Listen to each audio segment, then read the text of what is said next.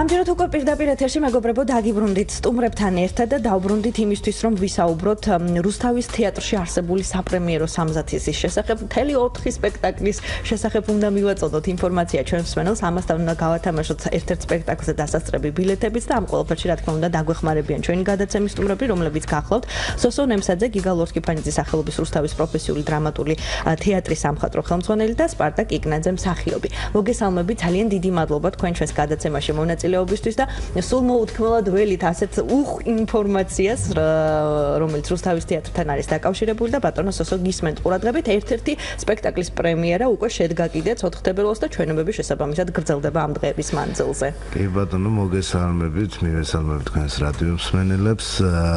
რაც შეეხება პრემიერას, შედგა 4 თებერვალს. ბატონ ლევან სვანაძის მიერ დაიწყო ამ სპექტაკლზე მუშაობა, თეთრი ბაირაღები. იცით თქვენ კარგად, რომ რამდენად უყვართ დუმბაძის ნაწარმოებები ჩვენს ქართველ მაყურებელს და აქედან გამომდინარე, აი ეხლაც ძალიან დიდი ინტერესია ამ სპექტაკლის შესახებ. რაც შეეხება სპექტაკლს, აქ აი ჩემს გვერდით იმყოფება ეხლა ბატონი სპარტაკი და მინდა აღვნიშნო, რომ უამრავი ტიგრანა გვინახავს ჩვენ, მაგრამ რადიკალურად განსხვავებული საინტერესო და მემზიდველია ბატონი სპარტაკის სახე და თუნდაც ამისთვის ღირს ნამდვილად რუსთავში ჩამოსვლა და სპექტაკლზე დასწრება. გარდა ამისა, ძალიან კარგი სამსახიობო ანსამბლია, რომელმაც აი სხვადასხვა როლები ძალიან საინტერესოს წარმოადგენს და ინტერესი დიდია. აი თითქმის ღამის 12 საათამდე მიდიოდა ბილეთების დაჯავშნა და როცა ახლა ინტერესია სპექტაკლის მიმართ, უკვე იმან გაამართლა.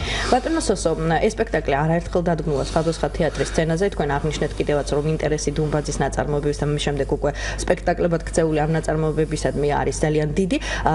რითი არის განსხვავებული თქვათ ეს დადგმა?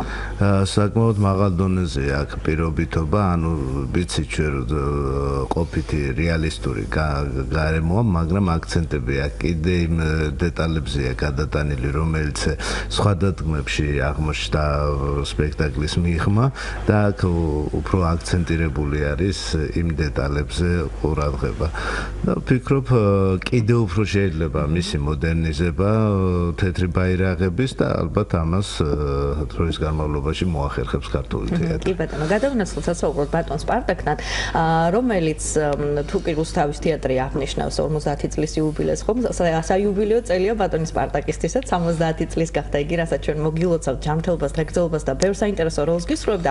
აი როლთან დაკავშირებით ტიგრან გულოიანის როლის შესრულება თქვენ, როგორც ვიცი, ძალიან დიდი ხნის განმავლობაში გინდოდათ და ეს ოცნება აგისრულდათ ერთგვარად, ხო? საინტერესოა, თქვენთვის რითია საინტერესო ეს პერსონაჟი და შემდეგ როგორ განასახიერეთ იგი, ვიდრე რა თქმა უნდა ჩვენი მსმენელი და მაყურებელი მოვა ამ სპექტაკლზე დასასწრებად. ჩემი ბიოგრაფიიდან მინდა ცოტა უკან დავბრუნდე. 42 წლის უკან დავიწყე მუშაობა ფოთის თეატრში. მე დავამთავრე ბატონ გიგა ლორთქიფანიძის ხელმძღვანელობით თეატრალური ინსტიტუტი, მაშინ ერქვა ესე და ახლა უნივერსიტეტია. მაშინ 42 წლის უკან 1974 წელს ფოთის თეატრში განაწილდა საბრალდებო დასკვნა ერქვა მაშინ. იმიტომ რომ არ უშვებდნენ სახელს თეთრ ბაირაღებს ცენზურა და მომწეს ნაკაშიძის როლი. ერთ-ერთი მთავარი როლია. და რეჟისორს ვთხოვე, რომ ბატონო ამირან მეთქი იყო ესეთ რეჟისორი ამირან ჟანია. იქნებ ან გულოიანი მომწეთქო და ან შოშია თქო. სპარტაკ ახალგაზრდა ბიჭი არ აქვს. თეატრში და ამას მოესწრებით თქვენ. ისე ყველაფერი კარგად აგიხდათ, როგორც მე ამას მოესწარი. რუსთავის თეატრში 42 წლის მერე. მინდოდა ეს როლი ტიგრან გულოიანი არ დამსგავსებოდა, იმიტომ რომ 1-5 შემსრულებელიავს ნანახი მე პირადად. დიდი რა ვიცი, გიბერიკაშვილი, დიდი გოგი გეგეჩკორი, დანარჩენებზე რო აღარაფერი ვთქვათ, პერიფერიის თეატრებზე. არ მინდოდა რომ რამენაირად დამსგავსებოდა და რა ვიცი, როგორ შევძელე ეს მე ბატონ სოსოს დახმარებით რა მხრივ არის თქვენთვის ეს როლი საინტერესო ბატონო სპარტაკ? აი ძალიან ბევრი რამის გაკეთება შეიძლება ამ როლში. ძალიან ბევრი ფერები შეიძლება ჩადო. საოცარი აი სომეხი კაცი ქართველებს ასწავლის ქართულ მეტყველებას. უსწორებს სიტყვებს. აი სეკრეტს იტყვის დაუშვათ მსახიობი და ეს პასუხობს საიდუმლო. აი ჭადრაკს ამაშობს ნაგაშიძესთან ერთად და ნაგაშიძე იძახის შახს. არა, ქიშ უსწორებს. საინტერესო როლია ძალიან რა მოკლედ და რა ვიცება. კი, თქვენ შორშიას როლი ახსენეთ, რომელიც პრინციპში ნაწარმოებში არც თუ დადებითი პერსონაჟია.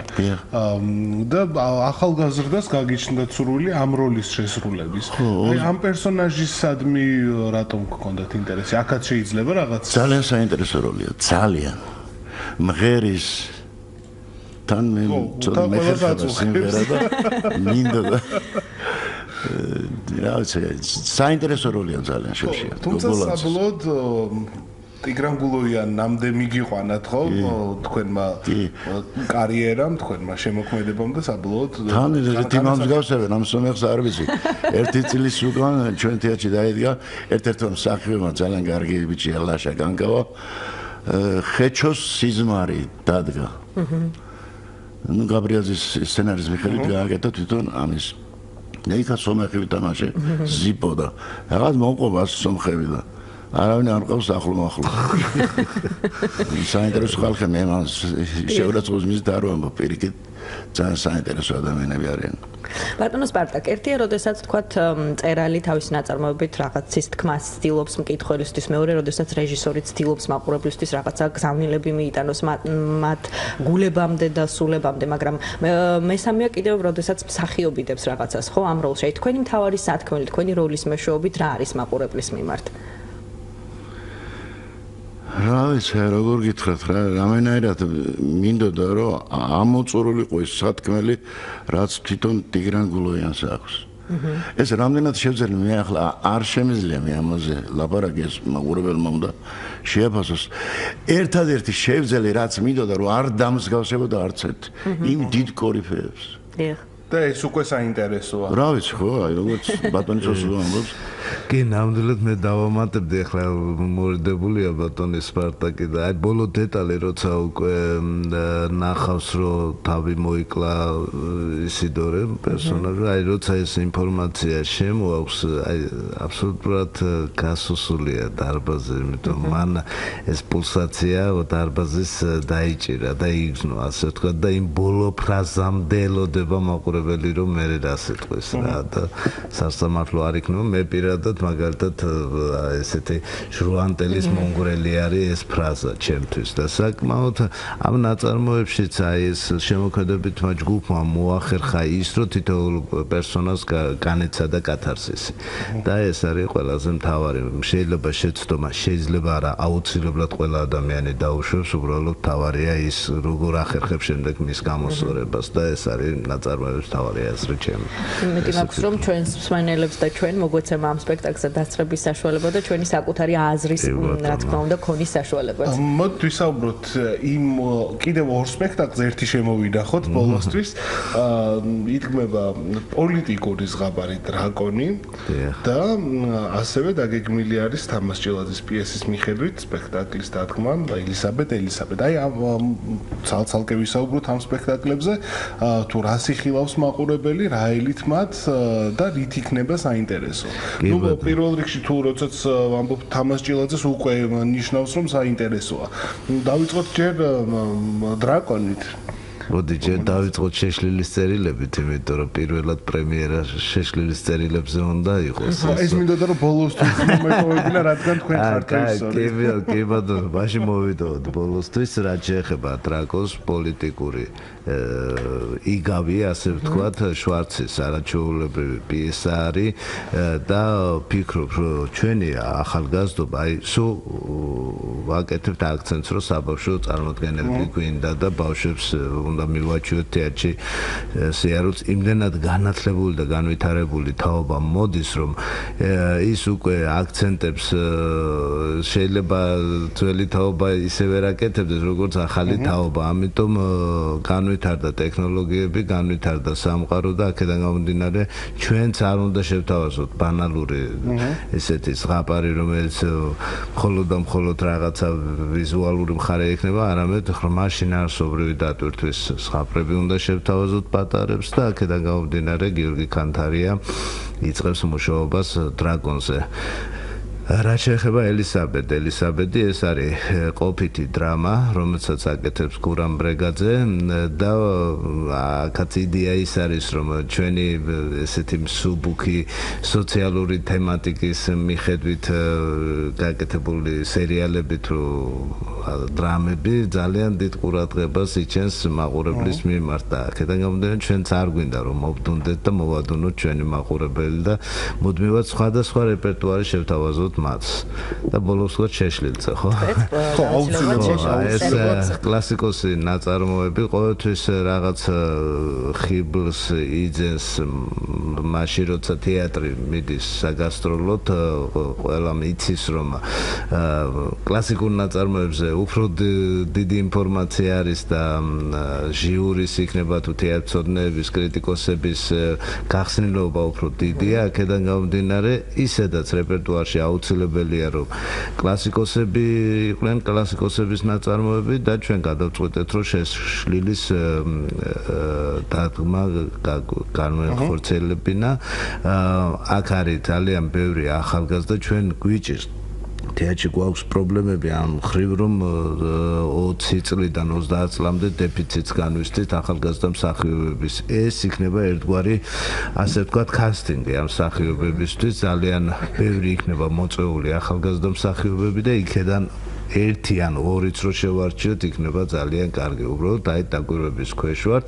თავარი გმირიც კი მოწვეულია ამ სპექტაკლში და ნახოთ რა შედეგს დადებს შეშლილის წერილები ნაწარმოები ძალიან საინტერესოა ვიცით ჩვენ მრავალფეროვანია და ზუსტად იმ მისტერიის ქვეშ ვარ ჩვენი საზოგადოება ხო რა მისტერიის ქვეშაც იყო მთავარი გმირი შეშლილის წერილების და მივიდა იქამდე რომ კაცი გონებას აცდა და ჩვენ ზუსტად ეს არის რომ სამყაროში ბევრი დადებითი და უარყოფითი ცხოვრებისეული პრობლემები შეხვდება და ამან არ უნდა გაგვაგიჟოს ეს არის ყველაზე მთავარი აი ეს უნდა მოითმინოს ადამიანმა და ბოლომდე შეძლოს მისი ატანა ბატონო სოსო გოგოლის პიესა თქვენს შემოქმედებაში პირველი არ არის ხო აქამდეც გიმუშავეთ რა რატო გაგიჩნდათ სურვილი რომ ისევ მიბრუნებოდით ეს არის იმიტომ რომ რაღაც თქვენ გსურდათ თუ იმიტომ რომ ეს კარგი საშუალება არის ახალგაზრდა მსახიობებისთვის თავის გამოსავლენად გოგოლი არის საკმაოდ ცინიკოსი მწერალი და ყოველთვის აი მხარებს რომელიც ჩვენს ირგვლივ საზოგადოებაში ძალიან ააშკარავებს რევიზორის შემთხვევაში ზუსტად ეს რევიზორი არის დაწყებული იმ პერიოდიდან დამთავრებული დღემდე ყოველთვის გამორჩეული თემა სულ შიშის კანკელშია ყველა ჩინოვნიკი როცა მოდის მასზე ზემოთ მდგომი ადამიანი და აი ამას ვერ გაორბივართ და ეს დიდი მწერალი ჩვენ გვანახებს რომ ადამიანებს უფრო კომუნიკაცია უფრო გაუმარტივდება ამ შიშისა და რაღაცა ხელვის გარეშე და თუ შენ პროფესიულად მაღალ დონეზე დგახარ მაშინ თანაბრად შეგიძლია მასთან კომუნიკაციაში შეხვიდეთ ამიტომ ჩვენი პროფესიონალიზმის დეფიციტს განვიცდით და ამ დეფიციტიდან გამომდინარე ხო ნათესაურის მიერ არის თანამდებობაზე დანიშნული და ის უღელავს გონია რომ მეორე ნათესაური კლანი პასპორტის დაამარცხებს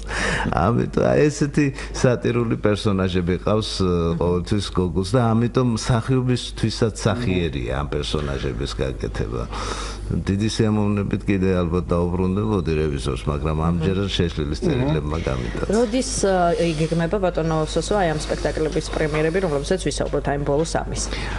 თუ ჩვენ ტექნიკური პრობლემები არ შეგექმნა და სადადგმო მხარემ დროულად მოწესრიგდა, პირველი პრემიერა 21 თებერვალს განხორციელდება, შემდეგი პრემიერები მარტის დასაწყისში. ანუ პირველი შეშლილის წერილები. მოდით ხელოვნებიდან გადავინაცვლოთ თეატრის ეკონომიკურ მხარეზე, ხო? იმიტომ რომ ძალიან საინტერესო ინიციატივა აქვს თქვენს თეატრს, რაც გულისხმობს აბონემენტების გაცემას იმისთვის, რომ უფრო ხელმისაწვდომი იყოს მაყურებლის. და რაც თავია სტუდენტების მოსაზიდად ძალიან კარგი პოლიტიკა გაქვთ შემუშავებული. ხო, მოდით უფრო კონკრეტულად ვისაუბროთ აბონემენტების შესახებ, იქ რაღაც გარკვეული შეზღუდვებიც არის, ხო, საპრემიერო დღეებზე, სამწუხაროდ არ მოქმედებს. როგორ ხდება, როგორ უნდა შეიძინოს ეს მხოლოდ თეატრშია თუ ელექტრონულადაც შეუძლიათ შეძენა და ასე შემდეგ. თავარი ეს აბონემენტების პრინციპი სიახლეს წარმოადგენს ქართულ თეატრში, ეს იყო, არის და იქნება, მაგრამ თავარი არის ჩვენთვის, რომ საერთოდ ზოგადი ბრენდინგი თეატრის იყოს გამორჩეული და ვიზუალურად საინტერესო, აქედან გამომდინარე ეს უნდა გადავიდეს პროგრამებში, აბონემენტებში, ბილეთებში და ასე შემდეგ და ყველა ადამიანს აბონემენტები რა არის? არის საშუალება იმისთვის, რომ ნებისმიერ ადამიანს ჰქონდეს წვდომა სპექტაკლი რო ნახოს. ანუ ჩვენ იცი რა დეფიციტს განვიცდით იმისთვის, რომ არ გვემეტება თეატრში დავხარჯოთ 2 ლარნახევარი ან 5 ლარამდე ბილეთში რო გადავიხადოთ. ეს ჩვენი ზოგადი ქართველი ადამიანის დეფიციტი არის. ალბათ რესტორანში 2 მაქვს და 3 მაქვს უფრო დახარჯავს და აქედან გამომდინარე ჩვენ მათ აი მინიმალურამდე დავყავს საშუალება, რომ მან აი თავისი თავი და მეუღლე და შვილები მიიწვიოს სპექტაკლზე და ნახონ და ისიამოვნონ ერთი დღით აი ამ საშუალებით. ამიტომ არის აბონემენტი აუცილებელი. აუცილებელია სტუდენტებმა იარონ თეატრში და აქაც მინიმალურამდე დავიდა მათი ბილეთის ღირებულება და მე ვფიქრობ, რომ ყველა ნებისმიერ სტუდენტს შეუძლია უკვე დაესწროს თავისუფლად ჩვენ სპექტაკლებს. გარდა ამისა, ჩვენ გვაქვს კიდე კონტრამარკა, რომელიც თეატრის თანამშრომლებს აძლევს საშუალებას, რომ თავისი აი ადამიანები, რომლებიც რაღაცნაირად მის ცხოვრებაში გამორჩეულია, მოიწვიოს სპექტაკლზე და მათ აქვთ ეს საშუალება. იცით რა, თეატრი ყველანაირად უნდა ცდილობდეს საზოგადოება მასთან მოიყვანოს, იმიტომ არ უნდა მოხდეს გამიჯნა, უნდა იყოს პირდაპირ და უკავშირები. თუ ჩვენ დავშორდით საზოგადოებას, მაშინ უბრალოდ დაგვჭირდება ცარიელი ადგილები და უკვე თეატრი ჩვენ ვიცით, რომ 3 კომპონენტისაგან შედგება, ეს არის ძირითადად მსახიობი, სცენა, სადაც უნდა ვითამაშოთ სპექტაკლი და მაყურებელი. რეჟისორის გარეშე იცხოვრებს თეატრი. ამ 3 კომპონენტის გარეშე უბრალოდ შეუძლებელია რომ იცხოვროს. ამიტომ ჩვენ არც ერთი კომპონენტი არ უნდა ჯანსაღი უნდა იყოს 3-ვე კომპონენტი ჩვენთან. ბატონო სოსო, ჩვენ საუბრის ბოლოს მოდით გავათამაშოთ 2 ბილეთი სპექტაკლზე დასასწრებად, რომელი სპექტაკლია და რაც თავარია კითხვასაც თქვენ დასვავთ. მე მსმენელებს მხოლოდ სტუდიის ტელეფონის ნომრებს შევახსენებ, ეს არის 24091929292 და ვუსმენ შეკითხვას.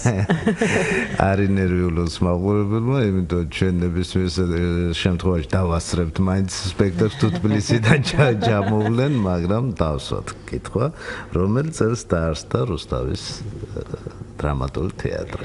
ველოდებით სტუმრები, ჩვენი უпроსტად მსმენელები ზარებს პირდაპირ ეთერში და მე აქვე სანამ მსმენელი დაგვეკავშირდება, გეტყვით რომ თეთრი ბაირაღები, რომელსაც ვისაუბრეთ ჩვენი საუბრის დასაწყისში, დღეს და 11 თებერვალს საღამოს 8 საათზე შეგიძლიათ ნახოთ და თუნდაც მხოლოდ იმიტომ ღირს ამ სპექტაკლის ნახვა, რომ დავანებოთ თავი ნოდარ დუმბაძის შემოქმედების სიყვარულს, აი ბატონი სპარტაკის 42 წლის წინანდელი ოცნების ასრულება შეგიძლიათ ნახოთ ტიგრან გოლოიანის სახით. მსმენელი უკვე გვეკავშირდება პირდაპირ ეთერში, დილა მშვიდობისა. გისმენთ? ალო. მსმენელის ხმა არ ისმის, იმედი გვაქვს რომ გაგვაგონებს თავის ხმასაც და სწორ პასუხსაც და არის ხაზზე როგორც ხმის რეჟისორი გვატყობინებს. დილა მშვიდობისა, გისმენთ? დილა მშვიდობისა. მე მგონი 72-ში. აბა ბატონო სოსო 72-ია სწორი პასუხი? არა, სწორი არ არის 72, მაგრამ მაინც ეს ადამიანი რო ეს ჩართულია თეატრალურ ცხოვრებაში, მას შეუძლია 2 ბილეთით დაპატიჟოს სამხატვრო ხელმძღვანელმა სპექტაკლზე, ასე რომ. კარგი ბატონო, ძალიან გაუხარდება მას, თუმცა მორიგი მსმენელი გაკავშირდება. ცოტათი აცდა. ოდნა. უსმენთ მეორე მსმენელს დილა მშვიდობისა. დილა მშვიდობისა. გისმენთ თქვენი პასუხი? 1966. ამდენი დავპატიჟო ეხლა. არა, სამწუხაროდ პასუხი არ არის სწორი. მაგრამ ქალბატონია ეს ხაზზე და ამიტომ ამ ქალბატონსაც მე ვეპატიჟები რომ ჩამოვიდეს და ნახოს. მე მგონი მთელი ჩვენი აუდიტორია მოგიწევთ დაპატიჟოთ ყველა სხვადასხვა. ახლოს ვარ. ეს კიდე უფრო ცოტათი აცდა. მით უფრო ჩვენ საუბრის დასაწყისში ჩვენ ვახსენეთ უკვე რუსთავის თეატრის ასაკი და ყურადღებით უნდა მოესმინა ჩვენს მსმენელს, როდის დაარსდა აღნიშნული თეატრი, მეგობრებო, ველოდებით თქვენს პასუხებს სტუდიაში 24092 2 ბილეთს მოიგებთ და სპექტაკლი თქვით, რომელ სპექტაკლზე ვეპატიჟებით ბატონო სოსო? თეთრი ბაირაღები. თეთრი ბაირაღებზე, ხო? ანუ საპრემიერო სპექტაკლზე. ცოტა გვაკლია ძალიან რა, კიდევ ერთი მსმენელი გვყავს ხაზზე. დილა მშვიდობისა. 66-იო წაღან გვითხრეს. მოგესალმებით. მოგესალმებით. თქვენ განაცხადეთ 50 წელი უშუალოდ. დიახ. ესე იგი 2018 50 კი ბატონო. ნამდვილად ასეა. ძალიან დიდი მადლობა თქვენ ჩვენთან დაკავშირებისთვის და იმისთვის რომ გესწრებით შევყვანთ მაღურებელს ყურა 67-ში, ანუ 2017 შეუსრულდა 50 წელი. კი ბატონო, თუმცა პასუხი რა ანუ ლოგიკურად ამ ადამიანის პასუხი სწორია. არის სწორი და მე ვთხოვ რომ დარჩეს სატელეფონო ხაზზე ჩვენი ხმის რეჟისორი ჩაინიშნებს მის მონაცემებს და ჩვენ შევატყობინებთ სად და როგორ უნდა მოგბრძანდნენ ბილეთებისთვის. ძალიან დიდი მადლობა ჩვენი გადაცემის სტუმრებსაც, ბატონ სოსო ნემსაძეს, სპარტაკ კიკნაძეს, ბევრ წარმატებას გისურვებთ, ბევრ მაყურებელს და რაც თავია, ბევრ ახალგაზრდა მაყურებელს და რუსთავის თეატრი საბედნიეროდ ბოლო პერიოდში ახერხებს იმას, რომ იყოს საინტერესო ყველა თაობის ადამიანისთვის.